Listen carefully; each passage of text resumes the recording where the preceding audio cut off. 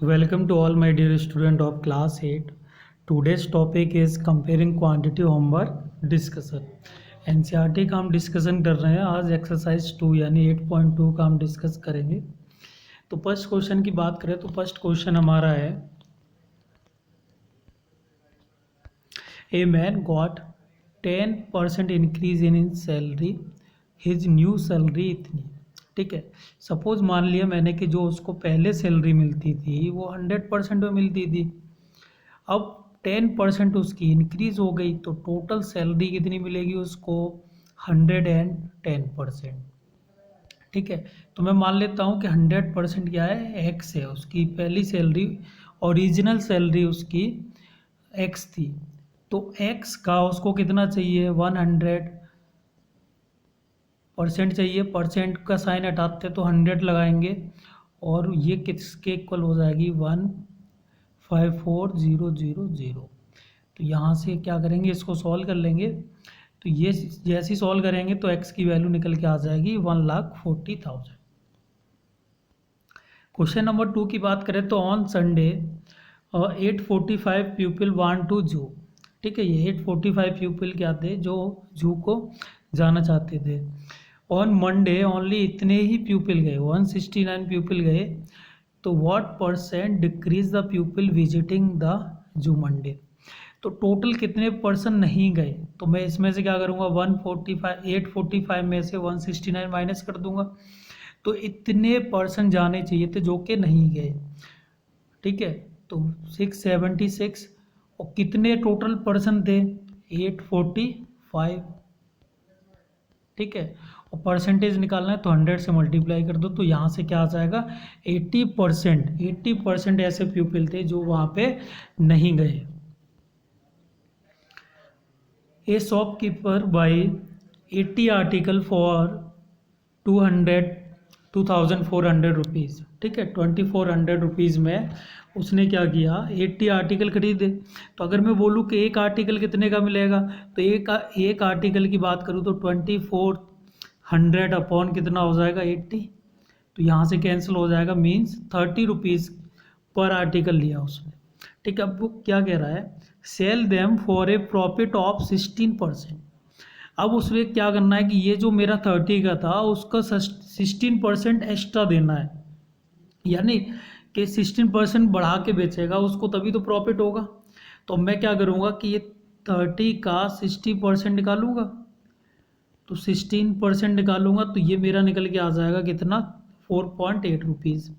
पहले उसको कितने का मिल रहा है? कॉस्ट प्राइस की बात करूँ तो 30 है, 16% कितना आया? 4.8। तो न्यू प्राइस या फिर सेलिंग प्राइस की बात करूँ, तो कितना आ जाएगा? 30 प्लस 4.8 रुपीज़, यानी टोटल कितना आ जाएगा? 34.8 रुपीज़। क्वेश्चन नंबर 4 की बात करूँ तो the cost of an article is 15,500 rupees और 450 rupees were spend on repair. तो टोटल कॉस्ट की बात करूँ मैं, टोटल कॉस्ट प्राइस की बात करूँ तो कॉस्ट प्राइस क्या हो जाएगा? दोनों का सम, कि इतने की पहले से प्राइस थी और जितना रिपेयर करके लगा। तो ये मेरी जो आई है वो फाइनल मेरी क्या आ गई? Cost price. If it is sold for a profit of 15%। अब वो क्या करना चाह रहा है? 15% के प्रॉफिट पे बेचना चाह रहा है। तो अभी मेरे पास, मैं ऐसे बोल सकता हूँ, ये मेरी क्या थी? Cost price. अब ये मुझे 15% एक्स्ट्रा, यानी मुझे बचाना है ना इसका, तो वो मेरा क्या होगा? प्रॉफिट होगा। तो 15% जो प्राइस होगी वो मैं इसमें क्या कर दूंगा? ऐड कर दूंगा। तो मैं यहाँ से 15% निकालूंगा फिर इसका, तो इसका 15% कितना आ जाएगा? ये वैल्यू आ जाएगी, और ये वैल्यू क्या कर दूंगा मैं? कॉस्ट प्राइस में प्रॉफिट ऐड कर दूंगा, तो मेरी ये क्या आ जाएगी? Selling price. तो इतने में वो बेचेगा तब उसको 15% क्या होगा? प्रॉफिट होगा। क्वेश्चन नंबर 5 की बात करें तो VCR टीवी, ठीक है, दोनों कितने कितने के हैं? 8,000 का each. The shopkeeper made a loss of 4% on VCR को उसने जब सेल किया तो उसको 4% लॉस हुआ। ठीक है, और टीवी जैसी उसने सेल करी वो उस पर क्या हुआ? 8% प्रॉफिट हो गया। तो हमें टोटल बताना है कि होल ट्रांजेक्शन पे हमें जो प्रॉफिट हुआ है या फिर लॉस हुआ है। या तो गेन हुआ है या फिर लॉस हुआ है, वो हमें परसेंटेज में बताना है। तो अगर मैं बात करूँ तो या कॉस्ट प्राइस की बात करूँ BCR की, तो कितनी है 8000। ठीक है, 4% का लॉस हो रहा है तो मीन्स सेलिंग प्राइस कितनी हो जाएगी, ये मेरा 100% है, तो 4% का लॉस हो रहा है तो मतलब मैं उसको कितने में बेच रहा हूँ, सेल कितने में कर रहा हूँ 94% में। तो सेलिंग प्राइस क्या हो जाएगी 94% ऑफ कॉस्ट प्राइस। तो मैं यहाँ से क्या करूँगा कि कॉस्ट प्राइस की यानी 8000 का ये 96% निकालूंगा, तो ये निकल के आ जाएगा, ये मेरा क्या हो जाएगा सेलिंग प्राइस। अब यहाँ पे देखो कि उसको यानी टीवी पे क्या हो रहा है, प्रॉफिट हो रहा है, तो अब मेरा ये क्या हो जाएगा selling price 100 times of cost price के हो जाएगा, क्योंकि 100% तो पहले से ही था, 8% उसको प्रॉफिट भी हो रहा है, तो मीन्स उसने जो सेल किया है वो 108% में सेल किया है। तो यहाँ से मैं 108% निकालूंगा तो कितना आ जाएगा, इतनी वैल्यू। अगर मैं दोनों कॉस्ट प्राइस की बात करूँ तो ये तो दोनों ईच कितने थे 8000 का, तो टोटल मेरा कॉस्ट प्राइस कितना आ गया 16000। अगर मैं सेलिंग प्राइस की बात करूँ तो इन दोनों को ऐड करूँगा, इन दोनों को ऐड करते मुझे मिल जाएगा 16320। ठीक है, 16320। तो अगर मैं इन दोनों से कंपेयर करूँ तो सेलिंग प्राइस क्या है, ग्रेटर है कॉस्ट प्राइस से। सेलिंग प्राइस कॉस्ट प्राइस से ग्रेटर होता है तो इसका मतलब क्या है, प्रॉफिट। ठीक है, प्रॉफिट होगा, तो प्रॉफिट कितना होगा कि इन दोनों का माइनस कर दूंगा मैं, तो प्रॉफिट कितना आ जाएगा 320 रुपीज़। तो अब परसेंटेज प्रॉफिट निकालो या गेन निकालो एक ही बात है, तो उसको प्रॉफिट कितने का हुआ 320 का। टोटल कॉस्ट प्राइस कितनी है 16000, मल्टीप्लाई परसेंटेज निकालना है तो 100, तो यहाँ से कितना आ जाएगा 2%। तो उसको ओवरऑल क्या हुआ 2% का गेन हुआ। क्वेश्चन नंबर 6 की बात करूँ तो क्वेश्चन नंबर 6 में during a sale a shop offer 10% discount, means उस पर जो भी वैल्यू पड़ी हुई है मार्क प्राइस है उस पर 10%। जैसे मान लो कि कोई भी वैल्यू कोई भी आर्टिकल मेरा 100 रुपीज़ मार्क प्राइस है, तो वो सेल यानी डिस्काउंट के साथ में 10% डिस्काउंट कर दूंगा तो 90 का सेल करूँगा मैं इसको। ठीक है, तो what should a customer have to pay a pair of jeans, उसने जीन्स खरीदा 1450 रुपीज़ का, और 2 शर्ट मार्क 850 ईच। तो मीन्स यहाँ पे 2 शर्ट की बात कर रहा है, तो मल्टीप्लाई 2 कर दूंगा तो कितना आ जाएगा 1700। ठीक है, और ये अगर मैं टोटल ऐड कर दूँ तो 1450, तो ये कितना आ जाएगा 3150। तो ये मेरी क्या आ गई, ये मेरी टोटल यानी मार्क प्राइस आ गई। ठीक है, टोटल मार्क प्राइस आ गई। अब मुझे क्या करना है, 10% डिस्काउंट ही तो दे रहा है वो, 10% इसका निकाल के मैं क्या कर दूंगा, इसमें से माइनस कर दूंगा, तो वही क्या करेगा कस्टमर पे करेगा। तो अब मैं क्या करूंगा, इसका टोटल जो मार्क प्राइस आई है उसका मैं 10% निकालूंगा, तो 10% कितना आ जाएगा 315 रुपीज़। तो टोटल में से मैं क्या कर दूंगा 315 रुपीज़ माइनस कर दूंगा, तो ये टोटल अमाउंट आ जाएगा जो कस्टमर को पे करना पड़ेगा। क्वेश्चन नंबर 7 की बात करूँ तो ये milk man sold 2 his buffaloes for 20,000 each, यानी 20,000 रुपये की उसने 2 भैंस बेची, एक 20,000 की दोनों। ठीक है, on one he made a gain 5%, एक पर उसको प्रॉफिट हुआ, दूसरे पर 10% का लॉस हुआ, तो फाइंड ओवरऑल गेन। ठीक है, तो उसने ये सेल किया है तो मीन्स ये क्या है मेरा सेलिंग प्राइस है। ठीक है ना, ध्यान रखना सेलिंग प्राइस गिवन है और दोनों बफेलो का 20,000 है दोनों का। ठीक है, तो ईच प्राइस सेलिंग प्राइस की बात करूँ तो कितनी है 20,000, 5% का गेन हो रहा है तो मीन्स कॉस्ट प्राइस का क्या हो रहा होगा 105%। तो यहाँ से मैं क्या करूँगा कॉस्ट प्राइस निकाल लूँगा, तो ये मेरी क्या निकल के आ गई cost price when he got 5% gain. ठीक है, जब लॉस की बात करें तो लॉस हो गया तो मीन्स कॉस्ट प्राइस से भी कम की वैल्यू में बेचा है उसने, तो सेलिंग प्राइस क्या होगी 10% कम कर दूंगा मैं, तो टोटल मेरी कितनी होती है 100%, तो अब इसमें से 10 माइनस कर दूंगा तो कितना 90%, तो selling price equal to 90% of cost price.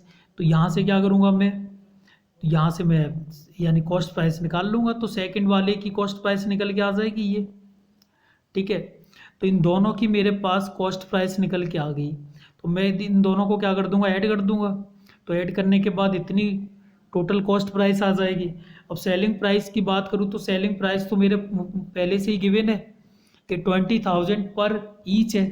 ठीक है, तो दोनों बफेलो की सेलिंग प्राइस कितनी आ जाएगी, 40,000। अगर मैं देखूँ तो यहाँ से इन दोनों की अगर मैं कंपेयर करूँ कॉस्ट प्राइस और सेलिंग प्राइस की, तो कॉस्ट प्राइस ग्रेटर है सेलिंग प्राइस से। मीन्स उसने जो परचेज किया है वो वैल्यू ज़्यादा है सेलिंग प्राइस से। तो उसको क्या हो रहा होगा, मान लो कि कोई सामान मैंने ज़्यादा पैसे में खरीदा और जो सेल किया वो कम पैसे में किया, तो यहाँ से क्या हो जाएगा, मुझे लॉस होगा। तो लॉस होगा तो कितने रुपीज़ का लॉस हुआ, तो दोनों का मैं डिफरेंस ले लूँगा, तो ये मेरा लॉस निकल के आ जाएगा। तो ये टोटल अमाउंट निकल के आ गया जो उसको यानी मिल्क मैन को क्या होगा, लॉस होगा। ठीक है, नेक्स्ट क्वेश्चन की बात करूँ तो the price of a TV is 13,000। ठीक है, the sale tax charge on the rate of 12%, find the total amount Vinod will have to pay if he buy it. ठीक है, तो देखो कोई भी सामान लेके आएंगे तो उसमें अलग से जीएसटी वगैरह लगता है, तो उसी टाइप का एक यहाँ टैक्स है, सेल टैक्स। ठीक है, तो ये तो एक्चुअल में प्राइस है, अब इस पर 12% एक्स्ट्रा और देना पड़ेगा जो कि सेल टैक्स है। तो मैं क्या करूँगा, इसका 12% निकाल लूँगा। तो इसका 12% निकाला तो मेरे पास आ गया 1560, यानी 1560 रुपीज़ आ गया। तो टोटल प्राइस कितनी हो जाएगी, टोटल प्राइस हो जाएगी कॉस्ट प्लस सेल टैक्स। ठीक है, तो ये टोटल मेरे पास अमाउंट आ जाएगा। तो विनोद को कितना पे करना पड़ेगा, 14,560 रुपीज़। क्वेश्चन नंबर 9 की बात करूं तो Arun bought a pair of skate at a sale where the discount given 20%। If he amount he pay 1600, तो find the mark price, find the mark price. तो अब क्या करेंगे, हम मार्क प्राइस निकालेंगे। तो ठीक है, अब एक्चुअल में क्या है कि हमें क्या है कि कोई भी वैल्यू अगर गिवन है उस पर 20% डिस्काउंट है, तो टोटल में पहले कॉस्ट प्राइस को क्या मान लेता हूँ, 100%। तो उसमें से क्या कर दूंगा, मैं 20% माइनस कर दूंगा क्योंकि डिस्काउंट है। तो ये टोटल जो वैल्यू है मेरे पास कितने की है, ये टोटल वैल्यू है मेरे पास 80% की। तो मैं बोल सकता हूँ यहाँ से सेलिंग प्राइस जो है वो 80% ऑफ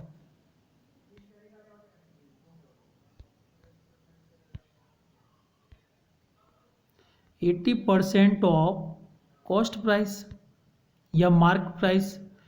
तो मैं यहाँ से सेलिंग प्राइस की बात करूँ तो सेलिंग प्राइस मुझे गिवन है 1600 equal to 80/100 multiply mark price. ठीक है, तो यहाँ से मैं कैंसिल कर दूंगा। तो मार्क प्राइस मेरे पास कितनी आ जाएगी, तो 10 से मल्टीप्लाई हो जाएगा 1600, एक जीरो और आ जाएगा और डिवाइड बाई 8। तो यहाँ से मैं कैंसिल कर दूंगा तो कितना आ जाएगा 2000। ठीक है, तो मार्क प्राइस मेरे पास निकल के आ गई जो कि मुझे निकालना था। क्या निकालना था, मार्क प्राइस कितना निकल के आया, 2000। 10 की बात करूँ, क्वेश्चन नंबर 10 की, तो I purchase a hair dryer ₹5,400 included 8% VAT. तो मीन्स 8% वेट लगाने के बाद ये वैल्यू है। तो मुझे बतानी है क्या कि जो मार्क प्राइस है या फिर कॉस्ट प्राइस है वो बताना है। तो ये मैं क्या बोलूँगा कि कॉस्ट प्राइस मैंने मान लिया कि 100% है। तो टैक्स कितना लग रहा है, वेट, वैल्यू एडेड टैक्स, तो ये 8%। टोटल मुझे ये जो वैल्यू मिली है वो कितने मिली है मुझे, 108% में। तो बस मुझे क्या करना है, सेलिंग प्राइस इक्वल टू 108% यानी डिवाइड बाई 100 कर देंगे, मल्टीप्लाई क्या कर देंगे, मार्क प्राइस। तो ये कितना है मेरे पास, 5400 equal to 108/100 multiply mark price. तो यहाँ से क्या करेंगे, मार्क प्राइस की वैल्यू निकाल लेंगे। तो मार्क प्राइस मेरा निकल के आएगा जीरो जीरो और दो जीरो यानी 100 से डिवाइड हो जाए, मल्टीप्लाई हो जाएगा 108 से डिवाइड। तो जैसे ही मैं डिवाइड करूँगा तो ये कितना आ जाएगा मेरे पास 5000 रुपीज़ निकल के आ जाएगा। तो ये क्या है एक्चुअल में, ये है कि विदाउट टैक्स वाली वैल्यू है, कि अगर मान लो कि टैक्स हम नहीं देते तो ये हमें इतना अमाउंट पे करने के बाद हमें हेयर ड्रायर मिल जाता। क्वेश्चन नंबर 11 की बात करें तो an article was purchase for rupees 1239 rupees included GST. ठीक है, तो ये सेम क्वेश्चन है जो लास्ट वाला क्वेश्चन था। तो ये हमें गिवन है क्या, सेलिंग प्राइस और इतने परसेंट हम जीएसटी लगा रहे हैं। ठीक है, तो मैं क्या बोल सकता हूँ, जो सेलिंग प्राइस है मेरा वो 118% ऑफ क्या है, कॉस्ट प्राइस या मार्क प्राइस बोल सकता हूँ मैं। तो ये कितना है 1239 equal to 118 upon 100 multiply cost price.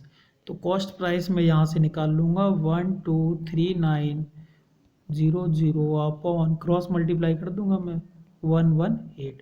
तो जैसे ही मैं डिवाइड करूँगा तो मुझे मिल जाएगा 1050 रुपीज़।